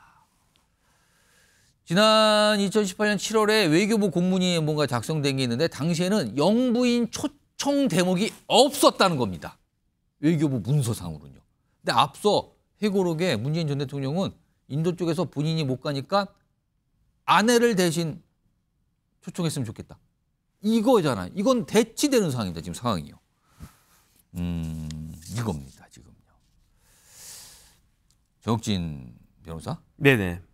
이거 어떻게 봐야 됩니까? 그러니까 조금 전에 그 인도 그 외교부 장관이 이야기했잖아요. 그 뭐라고 이야기했습니까? 고위직 뭐 이런 표현 같은데요, 아까. 영부인이 올 줄 몰랐다는 거였잖아요. 장관급 대표 정도만 오셔도 좋은데 그것도 그냥 좋은 데가 아니고요. 정말 좋은데. 인도 입장에서는요. 장관은 고사하고 한 차관급이나 인도 대사 정도 올 거로 예상을 했었는데 그런데 영부인이 왔다는 이야기거든요. 이게 어떻게 됐는지 지난번에 2021년도인가 그 배현진 의원이 국감에서 자료 받아가지고 정리한 걸 제가 정리해 보면은 2018년 7월에 인도를 방문했습니까? 방문했습니다. 누가 방문했냐면 문재인 대통령과 김정숙 여사 두 분이서 공식 방문을 했어요. 그런 다음에 9월에 인도에서 공문이 오는데 그 공원 착공식에 그 좀 참석해 달라. 그런데 외교부 장관이 이야기한 것처럼 장관급. 그러니까 우리나라에서는 문체부 장관 정도가 오면 좋겠다. 그렇게 이야기를 했거든요. 그런데 10월에 우리나라 외교부가 인도에 다시 공문 보냅니다. 어떻게 공문 보내냐면 우리나라 영부인을 초청해 달라라고 우리가 먼저 부탁한 거예요. 그러니까 우리가 그렇게 초청을 갖다가 하니까 인도에서 다시 장관급이 아니고 그럼 영부인 오면 더 좋겠다라고 했으면서 조금 전에 그 외교부 장관이 이야기한 것처럼 공문은 이렇게 보냈지만 설마 올 줄 몰랐다는 이야기 아니었겠습니까? 이게 왜 그러냐면 문재인 대통령은 지금에 와서야 뭐 그때 뭐 어쩌고저쩌고 그렇게 말씀을 하시지만 2018년 9월 19일에 뭐가 있었습니까? 평양에 방문했었잖아요. 문재인 대통령이 평양 방문하고 있는데 7월에 간 인도를 7월에 인도 갔다가 9월에 평양 갔다가 11월 4일부터 다시 인도 간다는 이야기입니까? 그 날짜가 말이 되지가 않잖아요. 그다음에 갑자기 인도 간다라고 하니까 문체부가 난리가 났어요. 예산이 없잖아요. 비행기를 띄워야 되는데 그래가지고 10월 말에 문체부가 기재부에다가 예비비 신청을 하는데 그 예비비 신청할 때 출장 계획서에 있어야 될 거 아니에요. 그럼 출장 계획서에 뭐가 들어갑니까? 일정표 들어가잖아요. 그 일정표 제가 찾아봤더니 5일은 모디 총리 예방하고 6일은 그 공원 착공식 참여하고 그다음에 7일 날 귀국하는 거고 타지마할 간다는 이야기가 하나도 없어요. 그런데 만약에 그 공원 착공식이나 타지마할이 뭐 뉴델리 근처나 그렇게 있어가지고 잠깐 여기까지 온 김에 뭐 차로 한 1시간 정도 거리면 잠깐 들렀다 오지 이랬으면 모르겠는데 그 공원하고 허왕우 착공식한 그 공원하고 타지마할까지 거리가 몇 킬로냐면 400km예요. 그러니까 이 타지마할 간다는 이야기는 기재부에 예비비 신청할 때까지 가만히 있다가 인도 가서야 그 일정표에 타지마할 딱 들어간 거 아니겠습니까? 그런데 모디 예방한 것도 조금 웃기잖아요. 왜냐하면 7월에 그 대통령하고 영부인이 공식적으로 모디하고 회담을 했는데 그런데 4개월도 지나지 않아가지고 영부인 혼자 달랑 와가지고 총리 만나면 인도 총리가 그 김정숙 여사랑 뭐 할 얘기가 뭐가 있겠습니까? 이런 모든 것들을 다 종합적으로 봤을 때 그 김정숙 여사가 타지마할에 가기 위해서 이런 것들을 다 한 것이 아닌가 그렇게 의심한 것이 객관적인 것이 아닌가. 왜냐하면 김정숙 여사가 참석했던 그 공원이라고 하는 게 어떤 공원이냐면 허왕후 기념공원인데 그 허왕후가 누구냐면은 금관가해를 설립한 김수로 왕의 부인이거든요. 그러니까 2000년 전에 허왕후가 인도에서 우리나라 그 가야까지 시집 왔다 해가지고 그것을 기념하기 위해서 인도에다가 공원 만든다라고 하는데 그 정도 공원 만드는데 영부인까지 갑니까? 우리나라에서? 이건 상식적으로 말이 되지 않잖아요. 그것도 영부인이 4개월 전에 갔던 인도를 또 간다는 이야기예요. 이런 부분들에 대해서 명확하게 설명을 해야지 그냥 첫 외교가 어떻고 저떻고 그렇게 이야기하면 말이 되겠는가 하는 생각이 듭니다. 자, 이 방문이 있어 당시에도 사실은 국민의힘 쪽에서는 이 내용에 대해서 파고들었죠. 그런데 최근에 문재인 전 대통령의 회고록에 이 대목이 들어가면서 다시 논란이 또 시작이 된 겁니다. 그러면서 여당 내에서는 아니 이거 정도는 특검 사안 아닙니까? 이렇게 얘기가 나오는 거예요. 일단 목소리 들어보시죠. 문재인 전 대통령이 책을 출간했는데 국민들 우라통으로 반응이 뜨겁습니다. 혈세탕전으로 국민들 지탄을 받은 김정숙 여사의 타지마할 버킷리스트 챌린지가 어떻게 배우자의 단독 외교입니까? 회개하기 거지없는 주장입니다. 자, 여당 내 반응 좀 정리해 볼까요? 특검 얘기를 꺼내시는 분인데 여기 뭐 윤상현 의원, 그다음에 박정훈 당선인 등도 나오는데 대통령 부인, 그러니까 김건희 여사 특검을 한다면 김정숙 여사가 특검은 먼저다. 먼저 하세요. 이런 주장. 그리고요, 여기 보면 박정훈 당선인 2018년 김정숙 여사의 타지마할 전용기 투어 사건이라고 표현해요. 사건. 특검 통해서라도 진실 가려야 된다. 특검 얘기를 꺼내고 있습니다. 정기환 교수님. 일각에서는 이게 맞불 특검 주장 아니냐는 또 시각도 있고요. 아니면 이건 따져볼 만한 거 아닌가? 당시에도 제대로 해결이 안 됐었는데 이렇게 좀 약간 봤습니다. 어떻게 보세요? 맞불 특검이고 물타기 특검이라고 볼 수 있죠. 자, 2018년 6년 전 일입니다. 그다음에 정말 저는 아쉽기 그지없는 게 대통령 배우자 영부인의 인도 방문 외교인데 인도 정부 초청으로 방문했던 사실입니다. 이거 팩트 아닌가요? 자, 두 번째. 지금 좀 전에 정혁진 변호사도 얘기했습니다만 과공 비례일 수는 있겠습니다. 장관급 정도만 와도 되는데 대통령 부인까지 와줬으니 이것이 너무 과한 거 아니냐라고 하는 측면에서 과공 비례일 수는 있겠으나 자, 대통령 부인이 가서 타지마할 관광을 하면 안 됩니까? 이를테면 대통령 부인이 명품 백을 받았습니까? 주가를 조작했습니까? 명품 쇼핑을 했습니까? 이를테면 전혀 논란이 될 수 없는 것을 전직 대통령 부인까지 끌어들여서 정쟁의 소재로 삼고 있는 국민의힘의 지금 현재의 모습은 지금 논의되고 있는 김건희 여사 특검과 최상병 특검, 소위 현 정부의 아킬레스건이 되고 있는 이런 특검들을 막기 위한 물타기 특검으로밖에는 이해될 수 없습니다. 저는 명백한 팩트에 입각해서 김정은 여사의 어떤 그 인도 방문이 국고를 손실했거나 낭비가 있었다면 충분히 밝혀낼 일입니다. 그러나 그것이 특검의 대상일 수는 없다는 얘기를 밝히고요. 더 나아가서 김정숙 여사의 특검을 얘기하는 것은 김건희 여사 특검을 선제적으로 받겠다는 전제에서라면 얼마든지 환영할 수 있는 저는 사안이라고 보여집니다. 그럼 쌍특검은 괜찮지만 이거 따로따로 이건 안 된다 그 말씀 같은데요. 김주호 부대변인. 근데요. 일각에서는 문재인 전 대통령이 이거 회고에서 괜히 긁어부스로 만든 거 아니냐는 시각도 있던데 어떻게 보십니까? 아니 뭐 퇴임한 대통령이 회고록 쓸 수도 있고 본인이 그 당시에 굉장히 억울하다고 생각했기 때문에 회고록에 기록으로 남겨서 좀 오해를 풀고 싶은 생각이 많았던 것 같습니다. 아니, 뭐 말씀하셨지만 아니 그 타지마할 관계 뭐가 뭐 그게 비리를 저질렀네 아니면 범죄인가요? 저는 좀 잘 이해도 못하겠고 당시에 문화부 장관도 같이 동행했는데 어떤 점이 도대체 문제인지 정말 주가를 조작했는지 저는 좀 의문입니다. 요거 조혁진 변호사는 두 분 말씀 어떻게 들으셨어요? 글쎄요. 그런데 원래 문체부 장관이 갔으면 예산이 2,700만 원 들었어요. 그런데 대통령 가가지고 얼마 들었습니까? 3억 7천만 원 들지 않았습니까? 조금 전에 김건희 여사 이야기하지만 김건희 여사가 받았다는 백이 300만 원짜리 백이잖아요. 그거 가지고 지금 야당에서 특검하자고 그러는 거 아니겠습니까? 그거에 100배도 넘는 금액이 안 들어가도 될 금액이 그런 식으로 쓰였다라고 하는 게 그다음에 대통령이 타지 않은 대통령 전용기가 뜰 수 있다고 하는 것도 우리나라 역사상에 이런 일이 있었습니까? 이런 부분들에서 명명백백하게 밝혀지는 것이 필요하다라고 저는 생각을 하는데 제일 중요한 건 뭐냐면 이런 논란을 누가 초래했습니까? 문재인 대통령이 회고록에다가 저런 이야기 쓰지 않았으면 이미 재작년에 뭐 이렇게 막 한바탕 이렇게 이야기 있었다가 지금 수면에 가라앉았던 건데 거기에 대해서 변명하겠다라고 또 이야기를 하니까 다시 이 이야기가 논란이 나올 수밖에 없는 것을 자초한 것이 아닌가 저는 그런 생각이 듭니다. 김재호 부대변인. 아니 윤석열 대통령이 작년에 계획에 없는 순방으로 500억 예비비를 사용했는데 그러면 이것도 다 특검해야죠. 아니 저는 좀 국민의힘이 뭐 지금 김건희 특검으로 많이 좀 어려운 처지인 건 알겠는데요. 정말 과거 권력 이미 퇴임한 대통령에 대해서 지금 2년간 그렇게 수사하고 또 이렇게 특검까지 도입한다는 건 좀 국민 정서에 부합하지 않는다고 봅니다. 조혁진 변호사 마지막으로 하실 말씀 30초만 드릴게요. 뭐 별로 할 말은 없는데 문 대통령에 대해서 수사가 이루어진 게 있었습니까? 하나도 없었습니다. 그다음에 울산시장 선거부터 시작해가지고 이런저런 많은 이야기들이 있었는데 서해 공무원 그 살해 사건까지 제대로 된 수사가 하나도 없었다라고 하는 것이 문제가 아닌가 싶습니다. 자, 어느 순간부터 우리 정치권이 뭐 검찰에 고발하고 고소한 거 많은데 이제는 특검, 서로 특검입니다. 이쪽 특검, 저쪽 특검, 뭐 일각에서는 쌍특검이니까 뭐 같이 해봅시다. 뭐 이런 얘기가 나오는 상황입니다, 지금.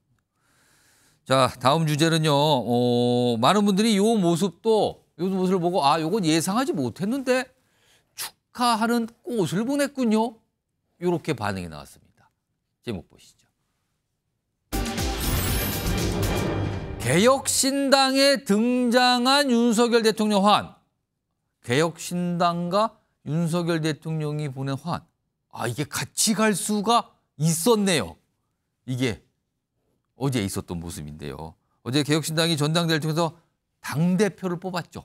어떤 축제 자리였죠. 당으로서는. 자, 그 관련 모습 보겠습니다.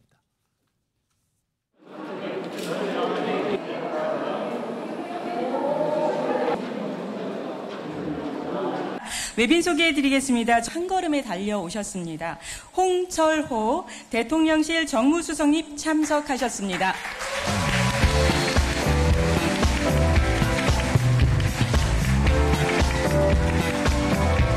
저는 아까 윤석열 대통령님의 그 화환이 와 있는 것을 보고 깜짝 놀랐습니다. 그래서 상상했습니다. 이준석 대표를 사랑하는 것인가 두려워하는 것인가.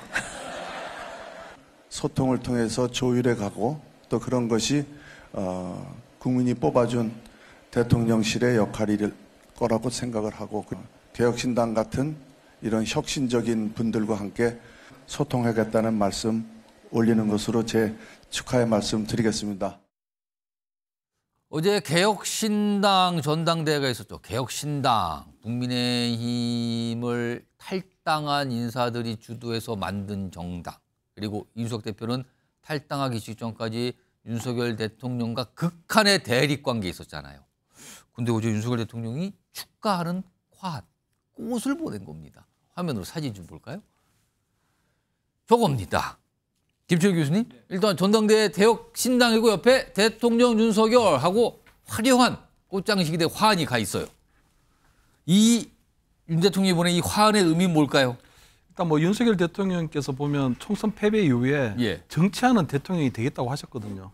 그리고 난 다음에 그 이재명 민주당 대표와의 어떤 영수회담도 했었고, 제가 볼 때는 나름대로 윤석열 대통령이 조금 전체적인 아마 정치를 하는 하나의 모양새가 되는 것 같고요. 정치를 하는, 그러니까 정당을 향한 정치를 하는. 그러면 손을 내미는. 그러면 다른 정당이 저런 전당대회 때도 역시 꽃을 보내는 그냥 통상적인 모습으로 봐야 되는 겁니까? 아니면 개혁신당에 보냈다는 걸 주목해야 되는 겁니까? 그래서 일단 개혁신당에 보냈다는 걸 굉장히 주목할 필요가 있죠. 특히 저는 저 부분에 대한 판단은, 정부적 판단은 정진석 의원이 비서실장이 되고 난 이후에 결국은 아무래도 과거의 어떤 관료형 어떤 비서실장보다는 정무형, 또 상당히 이제 오랫동안 정치권에 몸담았던 정진석 의원이 비서실장이 되고 난 이후에 달라진 상황으로 보이거든요. 특히 저기에는 저는 좀 많은 의미가 담겨 있다고 보이는 게, 이번 총선에서 보면 22대 국회에서는 국민의힘이 108석밖에 안 되거든요. 108석이면 사실은 어떤 특검 법안을 처리할 때 어떻게 잘못하다 보면 채무상병 특검이라든가 여러 가지 부분에 있어서는 당론과 배치되는 이탈표가 조금이라도 나와버리면. 근데 그때는 보면 어쨌든 그 개혁신당의 어떤 세석이 또 굉장히 좀 절실히 필요할 때도 있는 부분이 있거든요. 몇 석 안 되지만 중요한 시점에는 그 세석도 굉장히 소중할 수 있다. 그렇습니다. 그래서 저는 아무래도 어떤 개혁신당의 원래 뜻이 국민의힘에서 나가서 새로운 창당을 할 때 개혁신당이 본래 뜻은 저는 개혁 보수신당이라고 보이거든요. 어쨌든 간에 기존의 어떤 보수, 특히 윤석열 대통령이 표방하는 보수와는 다른 새로운 보수의 모습을 만들어 보겠다고 해서 이준석 전 대표가 나가서 만든 부분이 있기 때문에 얼마든지 제가 볼 때는 큰 길에서는 큰 길로 갈 수 있다는 부분이 있다고 보이거든요. 그래서 아마 그런 여러 가지 의미를 담아서 아마 이 화환을 보내신 것 같고, 단지 지금 조국 대표는 계속적으로 대통령과의 회동도 요청했지만 거부당하고 있는 상황이고, 어떤 축하난이나 아니면 홍철호 정무수석으로부터 어떤 전화 한 통도 못 받았다고 지금 하소연을 하고 있거든요. 그래서 그런 부분에 있어서는 약간은 아마 대통령실에서 개혁신당에 대해서는 약간은 정치적 예우를 한 게 아닌가. 약간 다르게 보고 있는 거 아니냐 지금. 김지호 민주당 부대변인. 지금 아까 양희자 의원이 그 화환을 보면서 자기 깜짝 놀랐다. 그러면서 이게 사랑인지 두려움인지 모르겠다 그랬는데, 이거 어떤 의미로 보셨어요? 대통령실이 총선 대패 이후에 표면적으로는 야당의 우호적인 제스처를 보이고 있습니다. 형식, 태도, 포장은 좋아졌고 이 부분은 사실 평가할만 합니다. 옛날에 그것도 못했으니까 사실 좋아진 부분은 잘했다고 칭찬해 줘야 되는데요. 사실 형식, 태도, 포장보다는 진심, 본질, 진정성에 충실해야 하는데요. 개혁신당이 가장 원하는 법안이 뭡니까? 해병대 최산병 수사 외압 사건 특검이거든요.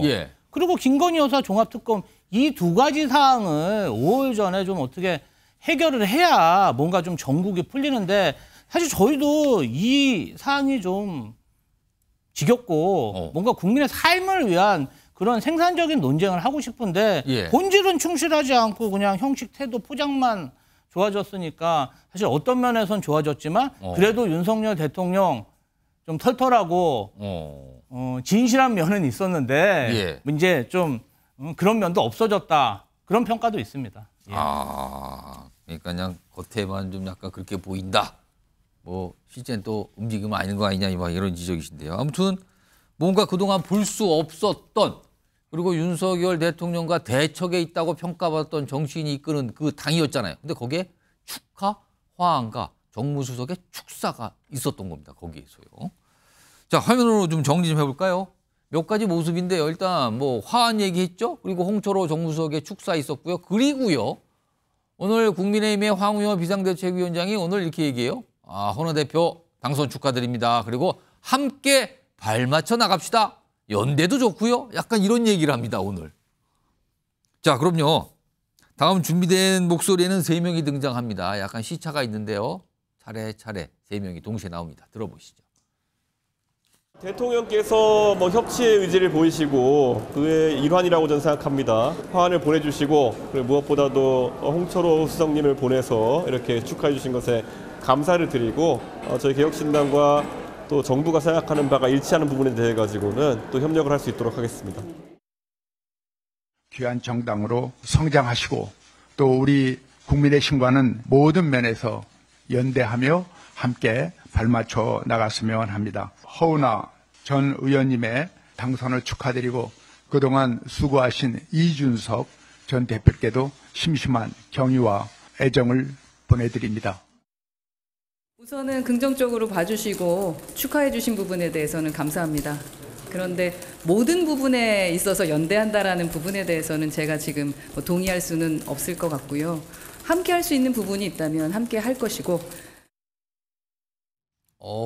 이거 들어봐서 분위기 좋은 것 같아요. 확실히 정기남 교수님 일단 뭐 협력, 연대, 뭐 물론 뭐 모든 건 아니지만 할 수 있는 걸 하겠다. 그리고 뭐 애정, 감사하다 이런 단어들 왔다 갔다 합니다. 지금 앞으로 이 두 정당 국민의힘과 개혁신당 어떻게 되는 겁니까? 현상만 놓고 보면 얼마나 좋은 모습입니까? 예. 저렇게 정부 여당이 미니 정당이라고 할 수 있는 개혁신당의 당대표 선출 전당대회 축하도 보내고 정무수석도 보내고 또 당대표까지 나서서 애정과 연대를 경의를 표한다. 예. 얼마나 좋습니까? 그러나 한 가지만 좀 덧붙이면 이런 말씀을 드리고 싶습니다. 주변을 겉도는 방식에서는 안 된다. 소통과 협치의 기본은 170석이 넘는 제1야당과의 관계입니다. 이것을 먼저 풀려고 하는 노력 속에서 또 개혁신당까지 챙기는 모습으로 확장될 필요가 있다고 보여집니다. 자, 그럴 때만이 국민들이 그 진정성을 평가해 줄 수 있을 거라고 보여지고요. 예. 저는 앞으로 개혁신당과의 관계 또한 만약에 한동훈 전 비대위원장이 당대표가 된다든지 하는 어떤 그런 상황들이 벌어진다면 예. 저는 오히려 어떤 그 제의와 연대의 폭은 굉장히 넓어질 가능성이 있다. 앞서도 얘기했습니다만 새로운 보수의 어떤 재건이라고 하는 지금 중차대한 목적을 보수 세력 내부는 지금 목표로 두고 있습니다. 그 속에서 이준석 개혁신당 또한 개혁 보수의 일원이었고 또 새로운 보수 재건에 동참할 가능성이 저는 얼마든지 있다. 그것이 이를테면 사안별로는 최상병 특검이라든지 김건희 여사 특검이라든지 사안별로는 갈등을 빚고 또 논란이 있겠습니다만 큰 틀에서는 새로운 보수 세력 재건이라고 하는 관점에서 다양한 수준의 제의와 연대가 이루어질 가능성도 배제할 수 없어 보입니다. 향후에 한 몇 년 지나서요. 예를 들어서 지방선거 즈음 한 2년 뒤쯤 갔을 때 혹시 합당 이런 거 가능성 어떻게 보세요? 저는 충분히 그런 가능성을 열어놓고 아마 새로운 어떤 전당대회에서 만들어지는 소위 이른바 한동훈 체제가 됐든 근데 이제 단점은 하나 있겠습니다. 만약에 친윤 전당대회에서 친윤 당권 주자가 될 경우와 친윤 대표가 등장하면 아니면 반윤석열까지는 아니더라도 최소한 비윤 당대표가 탄생하느냐 여기에 따라서 연대와 제휴의 폭이 달라질 가능성이 있어 보입니다. 요 주제 마지막으로 정혁진 변호사. 네네. 지금 사실 이준석 대표는 한동훈 전 위원장이 전당대회에 출마하는 것을 굉장히 비판적인 입장을 그동안 계속 내고 있거든요. 네네. 근데 이런 상황에서 만약에 한동훈 당대표가 등장하게 되면 개혁신당하고 어떻게 되는 거예요? 조금 이준석 전 대표 입장에서는 이게 별로 바람직한 모습은 아니겠죠. 왜냐하면 이준석 대표하고 누구와 요즘 제일 가깝습니까? 국민의힘 내부에서는 홍준표 시장이잖아요. 앞서서 우리가 전해드렸는데. 제가 봤을 때 홍준표 시장하고 이준석 전 대표하고는 서로 처해 있는 위치는 다르지만은 공통점, 공통의 목표가 있는 것은 있는 것 같다. 하나는 있는 것 같다. 저는 그런 생각이 들고요. 더군다나 한동훈 비대위원장보다 이준석 대표가 한참 어려요. 한참 젊습니다. 그렇다라고 하더라도 한동훈 비대위원장과 이준석 대표하고 사이에는 아무래도 젊은 이미지가 기존에 있었던 뭐 586 이런 정치인들보다는 훨씬 젊은 이미지가 있지 않습니까? 그렇기 때문에 그 이준석 대표 입장에서는 그래도 국민의힘에 이전대로 나가는 모습이 본인의 여지가 더 많지 한동훈 비대위원장으로 젊어지고 새로워지는 모습은 별로 그렇게 탐탁치 않을 것 같다는 그런 생각이 듭니다. 자, 알겠습니다. 다음은 이 민주당과 관련된 내용인데요. 이게 약간 뒤숭숭 약간 이런 단계를 넘어서 약간 위기감을 느끼는 거 아니냐. 뭐 위기감이라는 표현까지 등장을 실제 하고 있습니다. 그런 표현을 쓰시는 분들이. 그 주제로 좀 넘어가 보죠. 민주당 지지자의 80%가 실망을 했다? 물음표가 찍혀 있죠. 80%라고 구체적으로 말씀을 하시네요. 지금 얼마 전에 있었던 국회의장 후보 경선 민주당에서 뽑는 거였죠? 그런데요. 우원식 의원이 후보가 됐잖아요. 근데 더 주목을 받는 건 추미애 당선인이 후보에서 탈락했다는 점을 민주당 당원들은 지금 주목을 하는 것 같아요. 그래서 여러 가지 얘기들이 모습과 얘기가 나오는데 오늘 정청래 최고위원이 당원들과 관련된 얘기를 꺼내놉니다. 들어보겠습니다. 당원들은 탈당하고 지지율은 빠지고 큰일이 벌어졌습니다. 국회의장 후보 선출은 개인의 호호, 불호 문제가 결코 아니었습니다. 당원과 지지자들은 윤석열 정권과 맞짱 트는 통쾌감을 추미애를 통해 보고 싶었던 겁니다. 당원과 지지자 80%의 이런 상실감과 배신감을 치유해야 합니다. 혼을 내주기 위해서 탈당해야지라고 생각하는 분이 계시면 말씀드렸던 것처럼 당비를 끊으세요. 탈당하면 다시 들어오기 너무 힘들어요. 그리고 오히려 저는 이럴 때일수록 내가 더 책임지겠다 이렇게 해주시면 좋을 것 같습니다. 그러니까 민주당 지도부 차원에서 지금 국회의장 후보 경선 그 결과 이후에 당원들이 굉장히 화를 내고 있는 상황이잖아요. 많은 당원들이. 그거에 대해서 약간 달래고 읍소를 한 듯하고 큰일 났다. 이렇게까지 얘기하는데요. 화면 좀 보겠습니다. 그 이후에 지금 벌어지는 상황들이에요. 최근에 그 경선 이후에. 우원식 승리에 강성 지지층이 분노하고 있는 건가. 이런 표현들 많이 나오는데 일단 이런 거예요. 민심과 당신 배신한 당신이 바로 수박이다. 그리고요, 탈당하겠다는 얘기 있었죠. 다음 내용 몇 가지 좀 더 볼까요? 준비된 내용들. 정당 지지율도요, 최근에 조사 나왔는데 민주당이 좀 빠졌어요. 하락하고 있어요. 이런 내용들입니다. 일단 김지호 부대변인. 그러니까 추미애 당선인이 국회의장 후보에서 경선에 졌단 말이에요. 탈락을 한 건데 그 이후에 지금 민주당 당원들 탈당 행렬이 이어지고 있다. 이거 어떻게 된 겁니까? 분위기가 어떻습니까 지금? 일단은 지금 이제 주말 동안에 이재명 대표가 광주, 대전에서 당원 소통 컨퍼런스를 진행하면서 조금 당원들 마음을 다독이고 있는 상황이고요.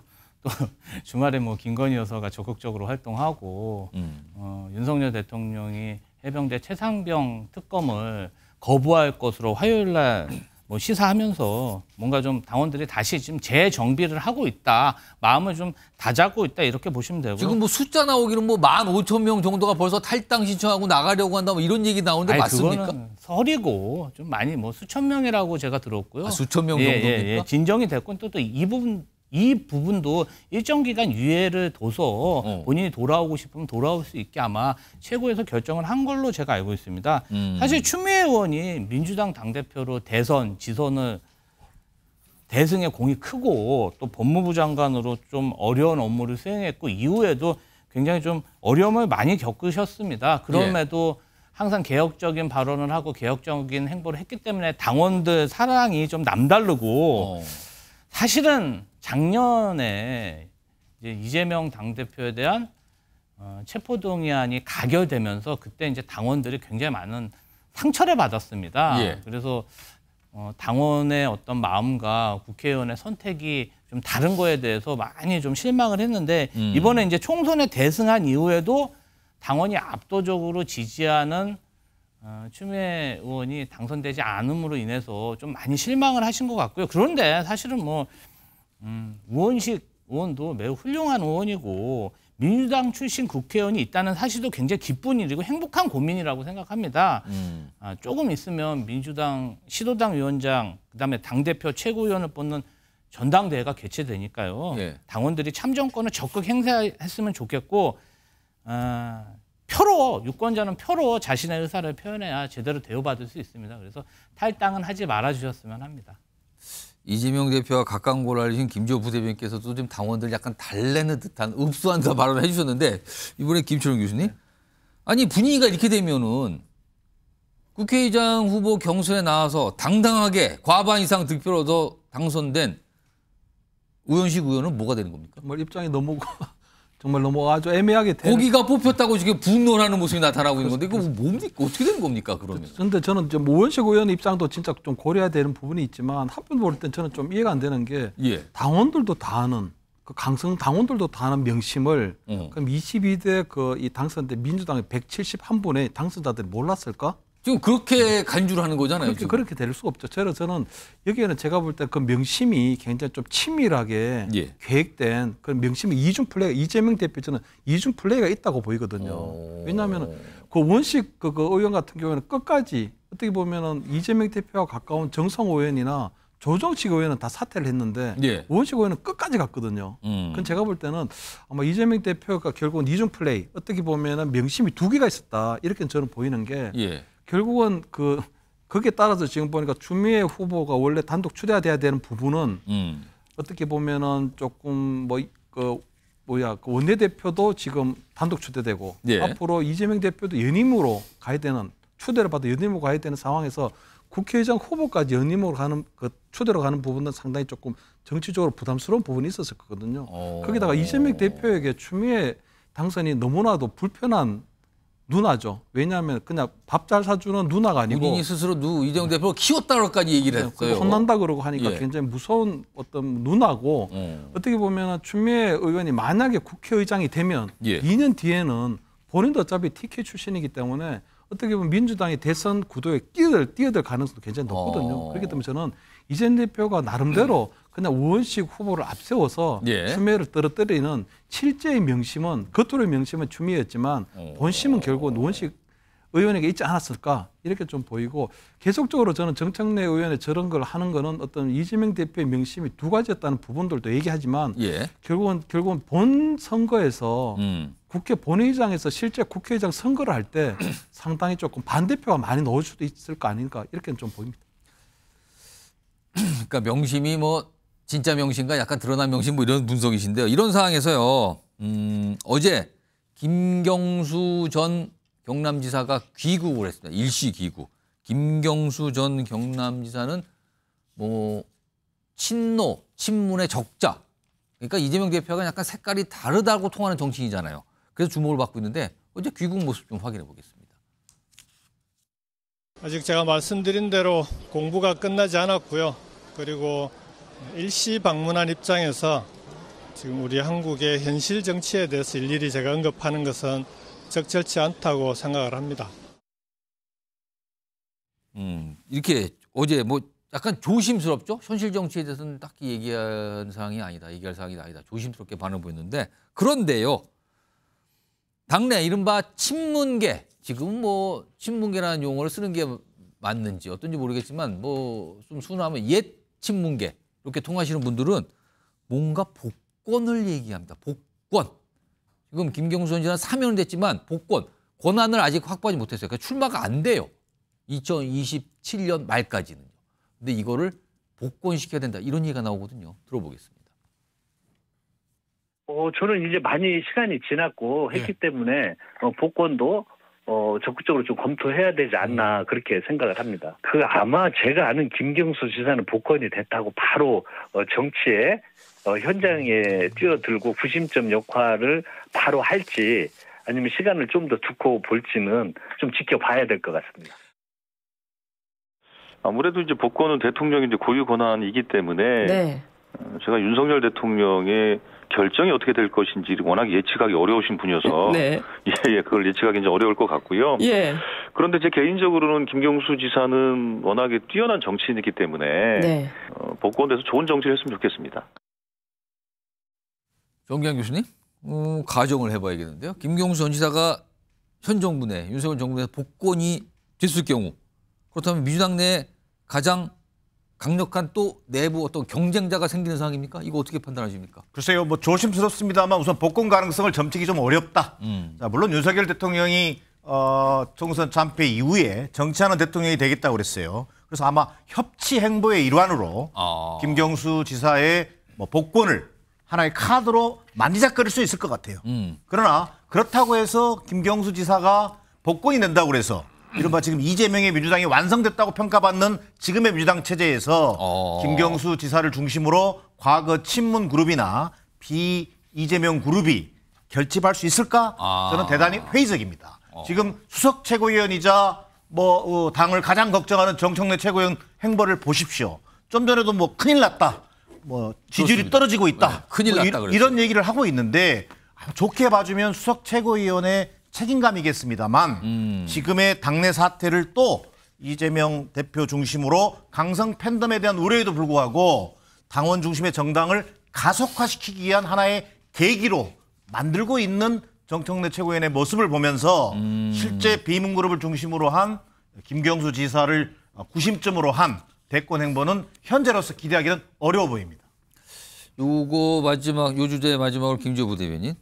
친명계 입장에서는 김경수 전 지사의 복권을 바라십니까? 아니면 뭐 굳이 그렇게까지 이런 생각이십니까? 저희는 사실 지방선거 대선에서 패배할 경우 당 존립 자체가 정말 위협받습니다. 그렇기 때문에 김경수 전 지사가 복귀돼서 PK에서 어떤 구심점 되는 영역을 확대한다면 이건 민주당으로서 영역을 확대하기 때문에 매우 좋은. 역할을 해주길 바란다. 그리고 이재명 대표는 그때 비선 논란이 있을 때도 분명히 말씀하셨습니다. 경쟁은 많으면 많을수록 좋다.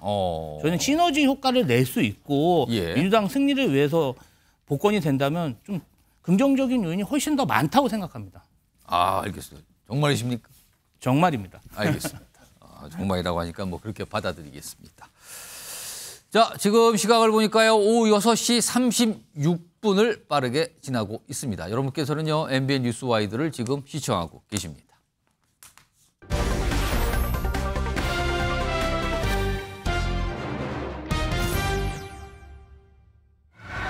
오늘 3点半 3点半 继续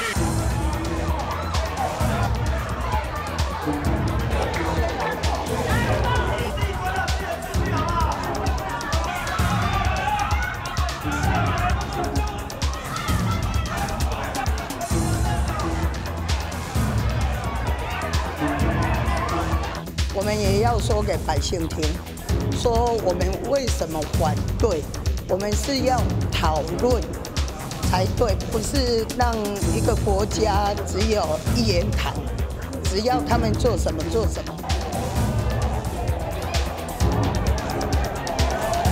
如果民进党试图阻挡表决的发生的话，我相信这种事情会一再发生。所以我们呼吁赖清德总统要好好的告诉民进党党团哦，不要动辄使用暴力。走就职约。必遵守宪法。每一个更好的台湾，世界的台湾。 최근에 있었던 대만의 모습인데요. 저런 거 보고 우리나라에서는 동물국회 표현이라는데 동물 수준 넘어가는 것 같은데요. 굉장히 격렬합니다. 저 정도까지 뭐 사람 몸으로 거의 입구를 막아버리는군요. 저렇게요. 저런 모습이 있어서 좀 해외 소식인데 전해드렸습니다. 자, 지금부터는요. 가수 김호중 씨와 관련된 얘기 좀 해보겠습니다. 본인이 뭔가 시인했죠. 그러나 논란은 끊이질 않고 계속 가고 있는 상황입니다. 우선 관련된 모습부터 영상으로 확인해 보겠습니다.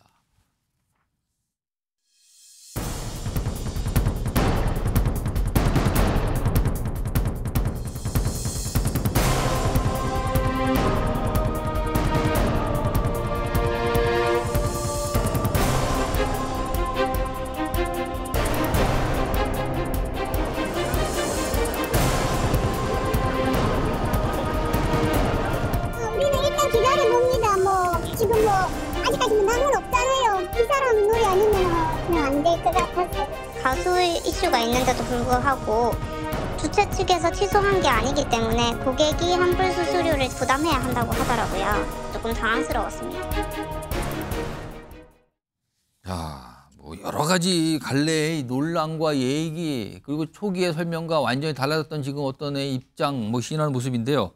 지금 이경민 변호사 오늘도 모셨는데요. 네, 네. 사실은 이게 논란했던 날이 9일 네. 오후부터 시작해서 10일 새벽까지였어요. 그 사이에 김호중 씨 행적이 뭐였는지 특히 음주 정황 뭐 이런 게 계속 나타났잖아요. 예, 이거 좀 정리 좀 해주시죠. 어떤 모습이었습니까?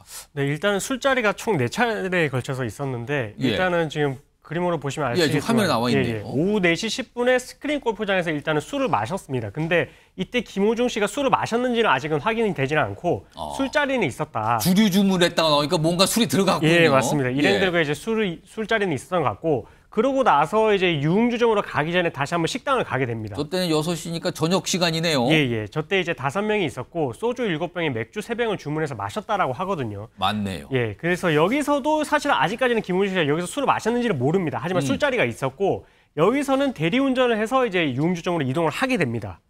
예, 그래서 이제 청남동 유흥주점으로 가서 이제 오후 7시 40분부터 이제 또 술자리가 있었고요. 그러고 나서 이제 대리운전을 또 불러가지고 집으로 갔는데 최근에 그럼 이 주점에서 나왔던 뭐 최근에 공개된 영상이 여기서 나와서 맞습니다. 대리운전 기사가 운전한 차를 타는 모습 그게 공개된 거군요. 예, 맞습니다. 이제 그때 당시에 이제 해명을 했던 게 뭐 이때는 뭐 공연을 앞두고 있어서 이제 피곤했기 때문에 대리운전을 불러서 갔다. 피곤해서. 예, 그래서 이제 그렇게 말을 했었던 부분인데 어쨌든 그러고 나서 집으로 갔다가 50분 뒤에 다시 자기 차를 운전을 해서 가거든요. 여기서 그리고 사고가 난 거예요. 맞습니다. 여기서 이제 사고가 났고 이제 사고를 처리를 하지 않고 이제 도주를 해버렸고 그러고 나서 이제 다시 갔던 곳이 집이 아니고 구리에 있는 호텔이었습니다. 호텔로 갔는데 여기에 그때 뭐 매니저가 같이 갔네 어때 이게 여기가 나온 여기서 나온 얘기죠. 여기서 이제 호텔 편의점에서 캔맥주 4캔을 또 구입을 했는데 근데 이때 그 뺑소니 사고 났을 당시에 대처를 못했던 게 공황장애 증상이 있기 때문에 대처를 못했다 이렇게 했거든요. 그렇습니다. 그랬던 사람이 우리 호텔로 가서 캔맥주를 또 구입을 했다는 게 그래서 그래서 이제 소속사가 이렇게 해명을 했던 모든 부분들이 너무나 이제 꼬리에 꼬리를 물고 이제 의심을 샀던 부분이었고 지금 와서 생각을 해보면 음주라는 딱 그 하나의 퍼즐만 넣게 되면 모든 상황이 다 이제 해명이 되는 거죠. 설명이 되는. 예. 아니 근데 마지막에 캔맥주 산 건 저건 어떻게 봐야 됩니까? 사실 저것도 뭐 어떻게 해석하기에 따라 다른데 일단은 뭐 정말로 이제 자기 자신의 행동에 대해서 반성을 하지 않기 때문에 그렇게 마셨을 수도 있고요. 아니면은 뒤에 수사를 하는 과정에서 어쨌든 음주를 했는지 여부에 대해서 확인을 하게 되거든요. 근데 그렇게 됐을 때 어쨌든 자기가 이전에 음주를 한 게 있다면 이게 혈중 알코올 농도에서 이제 검출이 될 가능성도 있고 아니면 음주 대사체라고 해서 이 알코올이 분해가 돼서 이제 남는 그 잔량으로서 이게 음주를 했다라는 게 그게 만약에 나오게 된다면 그러면 이 음주 시점을 적어도 이제 그거를 좀 불투명하게 만들 가능성. 캔맥주를 먹어서 음주 관련 상황이 측정이 된 거다라고 얘기할 수 있는 근거 아니냐 이 말씀이에요? 그렇습니다. 그 시점에 음주를 했을 가능성도 있다라는 걸 지금 수사기관에 이제 밝히기 위해서 그래서 먹었을 가능성 또한 배제를 할 수가 없습니다. 뭡니까? 그럼 이게 모르겠습니다만 일단 의심을 받게 된 건 일부러 한 행동일 수 있다 이렇게 보시는 거예요? 예, 그런 가능성도 존재하는 것 같습니다. 아무튼 이렇습니다. 지금 상황이요. 이런 상황에서 어제 늦게 김호중 씨가 시인을 했죠. 화면 좀 보겠습니다. 일단 큰 상처 들어서 죄송하다.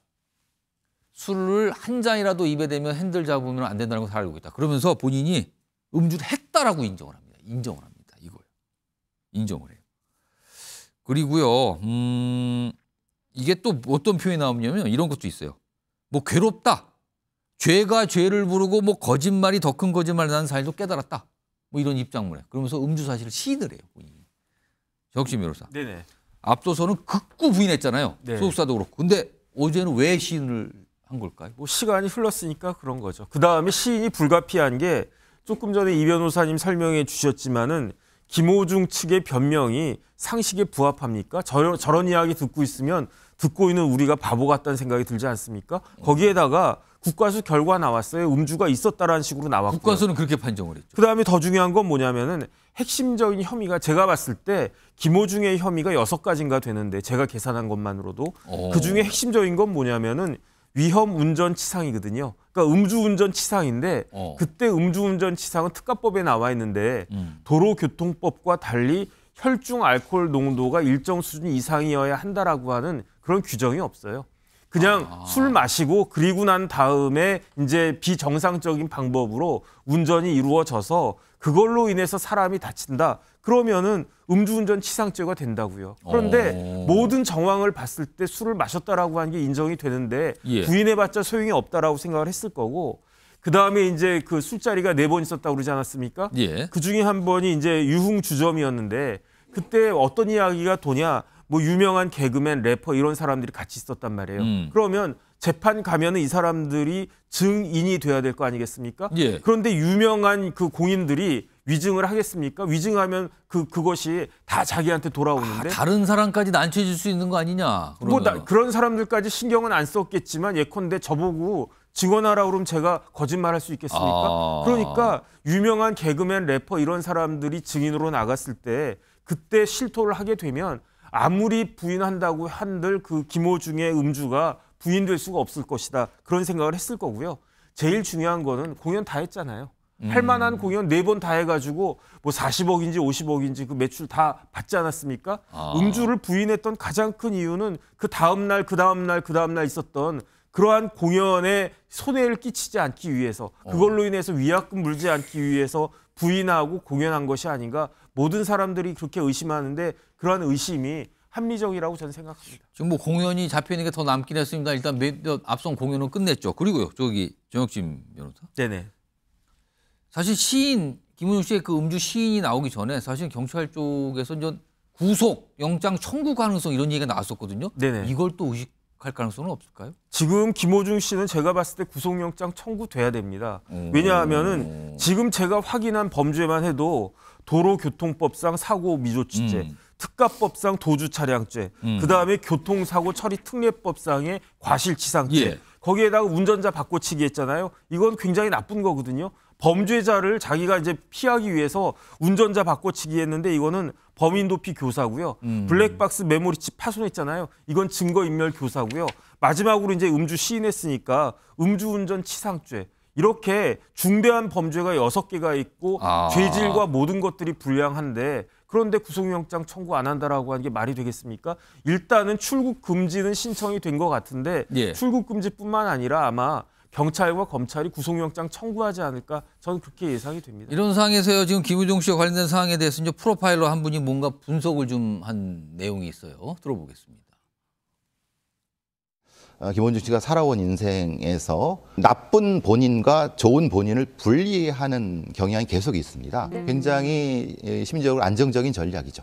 공식적 대응은 소속사가 하고 개인 대응은 사실은 팬카페를 통해서 본인의 팬한테는 얘기했지만은 직접적으로 국민들한테는 아니면 경찰한테 얘기한 건 아닙니다. 요거는 나중에 경찰 대응, 법정 대응과 상당히 밀접한 연관이 있습니다. 자, 최근에 이제 경찰, 뭐 그리고 검찰도 뭐 관련해서 얘기를 했거든요. 화면 좀 보겠습니다. 어떤 사업 당국의 움직임이거든요. 일단 서울경찰청장은 이번 사건은 위드마크 적용 사례에 충분히 해당한다고 판단한다. 위드마크라는 얘기 나왔고요. 그리고 이원석 검찰총장도 입장을 어떤 방침 같은 걸 정했죠.